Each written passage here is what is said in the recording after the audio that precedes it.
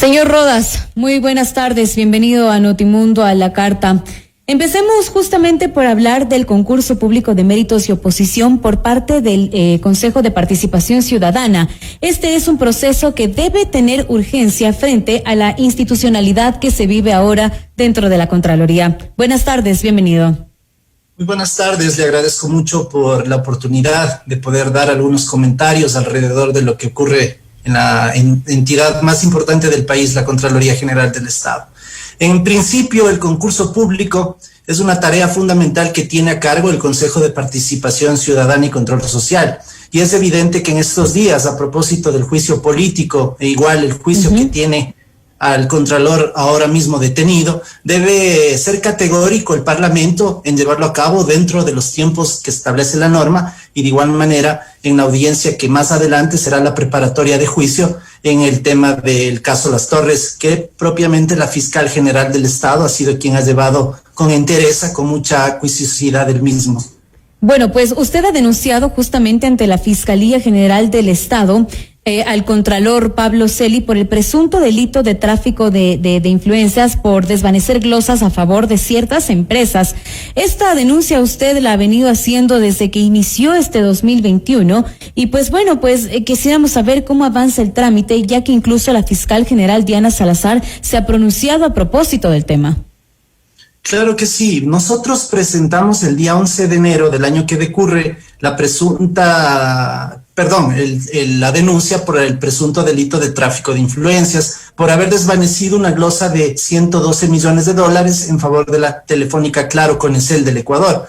Este tecnicismo que la gente normalmente no comprende viene de un informe de auditoría que en inicio determinó responsabilidades civiles, incluso temas de indicios de responsabilidad penal, pero que en el camino el ente de control en el área de la fase de responsabilidades absolvió, eliminó o desvaneció esta glosa. La Fiscal General del Estado tiene conocimiento, hemos ratificado el contenido de la denuncia. La persona que me asiste como un testigo de los más importantes a quien le quisieron obligar a desvanecer este acto administrativo doloso, está de nuestro lado, digo del lado del frente de perjudicados, y de igual manera hemos tratado permanentemente cada semana de que el fiscal a cargo derive y haga lo que le corresponde. Entendemos que están en una fase de revisar documentos que a la Contraloría ha enviado a la Fiscalía General del Estado. Ahora quisiera saber, por nombrar algunas nada más, señor Rodas, cuáles son algunas de las glosas que se podría vincular a casos de corrupción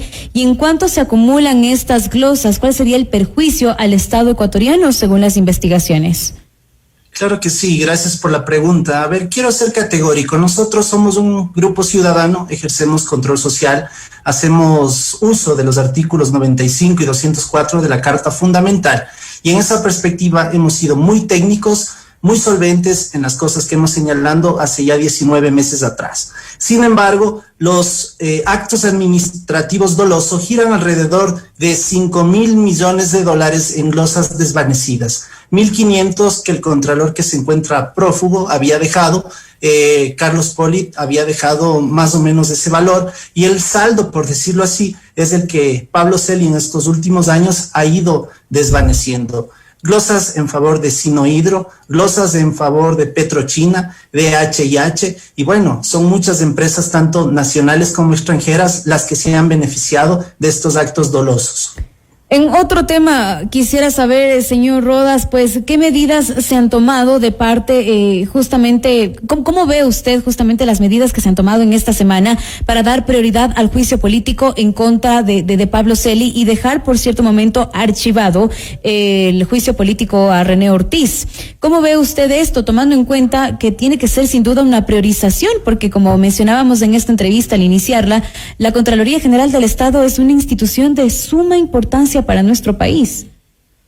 Claro que sí, mire, yo creo que el requerimiento nacional, la ciudadanización de una lucha que ha terminado en buen puerto por parte del Frente de Perjudicados, hace una suerte de empuje para que sea el Parlamento, a través de la Comisión de Fiscalización, quien abra la luz, abra el debate y definitivamente por unanimidad hagan parte de este juicio político y lo traten de reducir en cuanto a los términos, pero sobre todo dándole la importancia de esa urgencia nacional que tiene el ente de control.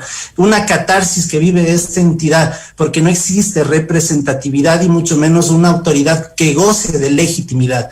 Es una necesidad, insisto, la cual ha podido desembocar en que el Parlamento ecuatoriano tenga la interés de hacer oído, sobre todo a una ilegalidad permanente que ha venido gestando desde la Contraloría. No solo el Contralor, sino un entramado, una estructura que gira alrededor del Contralor.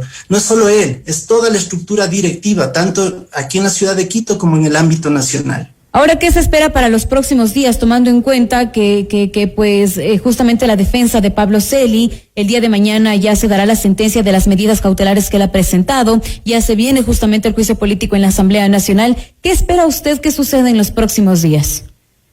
Bueno, nosotros esperamos lo que debe ocurrir. Partimos del concepto de justicia, que significa dar a cada quien lo que se merece. En el ámbito político, el Contralor Celi debe ser censurado por todas las anomalías, por muchas, entre ellas inclusive la responsabilidad intelectual que más adelante seguramente se determinará alrededor del incendio de la Contraloría en el mes de octubre del 2019. Y respecto a ese tema nada más, perdón que lo interrumpa, respecto al incendio, usted ahora que toca este tema me parece importante también. ¿Qué pasa con los documentos que supuestamente se habían incendiado en la Contraloría en octubre de 2019? ¿Qué pasa con esta investigación y esta parte que denota una parte importante de lo que había sucedido y de estos negocios presuntamente inmiscuidos en actos de corrupción? Mire, la auditoría gubernamental es tan significativa y tan técnica que significa algo así como 2 más 2 es 4. Cuando no se hace un trabajo técnico y mucho menos jurídico que sea realmente interpretado por la auditoría y que sea avalado por el órgano de control adecuadamente, tiende a que este tipo de situaciones no sean las mejores, por decirlo menos. En todo caso, ¿por qué digo esto? Porque la Contraloría ya no tiene respaldo ni documental y mucho menos técnico jurídico de las operaciones en cuanto a la auditoría gubernamental. Dicho de otro modo, lo que ha pasado alrededor del incendio del órgano de control tiene que ver con una forma de tapar todas las anomalías técnico-jurídicas que se venía haciendo desde hace 4 o 5 años atrás. Los documentos como tal no existe soporte alguno de los últimos años. Lo que decía Celi luego del incendio de que todo estaba guardado en una nube es falso, de falsedad absoluta. ¿No está en una flash que está ubicada o en un disco duro, si no me equivoco, que se encuentra en Guayaquil? Yo dije eso, pero son de hasta el año 2017. Del 17 a la fecha no tienen absolutamente nada, tanto más que las personas que se responsabilizan a través de actos administrativos les dicen que vayan a las entidades a certificar los documentos que necesitan a veces para descargar responsabilidades. ¿Qué quiere decir eso? Que no tienen documentos en la Contraloría General del Estado. 13:32. Agradecemos ahora mismo a Alejandro Rodas, vocero del Frente de Perjudicados de la Contraloría. Gracias por acompañarnos en Notimundo a la Carta. Muchas gracias a usted. Feliz tarde. Buena tarde para usted. Esto es Notimundo a la Carta, siempre bien informados.